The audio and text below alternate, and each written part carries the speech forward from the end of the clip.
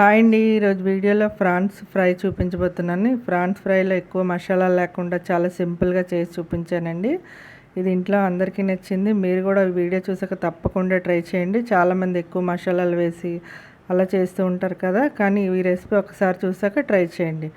ముందుగా ఫ్రాన్స్ తీసుకున్నాను. నేను చిన్న సైజు ఫ్రాన్స్ తీసుకున్నాను. ఇవి ఒక 800 గ్రాముల ఫ్రాన్స్ తీసుకున్నానండి. అన్నీ కడిగి క్లీన్ చేయవసరికి ఇన్ని అవ్వేవన్నమాట. ఇప్పుడు కొద్దిగా పసుపు, కొంచెం వాటర్ వేసి ఉడకనిచ్చాను. ఈ ఉడికిన తర్వాత ఒక స్ట్రైనర్తో వడకట్టేసి ఒక బౌల్లో వేసుకోవాలి. ఇప్పుడు ఫ్రైకి వేరే ప్యాన్ పెట్టుకొని ఒక 2 టేబుల్ స్పూన్ల ఆయిల్ వేసుకోండి. ఫ్రై కాబట్టి కొద్దిగా ఆయిల్ ఎక్కువగా పడుతుంది. ఇప్పుడు సన్నగా తరిగిన ఉల్లిపాయ ముక్కలు, నేను 4 ఉల్లిపాయలు తీసుకున్నాను, చిన్న సైజు ఉల్లిపాయలు. అవి సన్నగా తరిగి వేసేసుకోవాలి. ఈ ఫ్రైలోని మనం కలుపుకొని తినడానికి కూడా ఉల్లిపాయ తరిగి ఎక్కువగా ఉంటే బాగుంటుందండి. 2 పచ్చిమిర్చి, కొద్దిగా కరివేపాకు వేసి ఇది మంచి కలర్ వచ్చే వరకు వేయించుకోవాలన్నమాట. బాగా వేగితేనే మంచి కలర్ వస్తుంది. అప్పుడు కర్రీ కూడా టేస్ట్ బాగుంటుంది, ఫ్రై కర్రీ.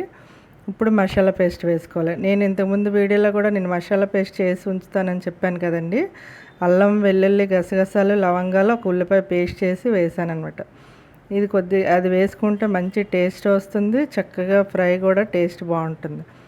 ఇప్పుడు రొయ్యలు వేసేసుకోవాలి. మసాలా పేస్ట్ వేసిన తర్వాత, వేగిన తర్వాత రొయ్యలు వేసుకొని నెక్స్ట్ ఉప్పు వేసుకొని సరిపడగా ఇప్పుడు ఇదంతా కలిసేలా కలుపుకొని కొద్దిగా మూత పెట్టి లోలో పెట్టుకొని వేయించుకోవాలండి. ఇది ఇంకా చాలాసేపు వేగాలి, టైం అనేది పడుతుంది.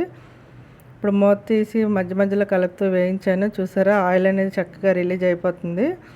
ఇలా రిలీజ్ అయినప్పుడు మనకు కారం వేసుకోవాలన్నమాట. ఎప్పుడైనా మనకు ముందు కారం వేసేస్తామనుకోండి, అప్పుడు మనకి కర్రీ అనేది మాడిపోయి టేస్ట్ అంత బాగోదు. బాగా వేగిన తర్వాత మనం కారం వేసుకోవాలి. ఇప్పుడు ఇది బాగా వేగిపోయింది, చూసారా, మనకి బ్రౌన్ కలర్ అనేది వచ్చేసింది. నేను 2 టేబుల్ స్పూన్ల కారం అనేది వేసాను. మీ టేస్ట్ తగ్గట్టు కారం వేసుకోండి.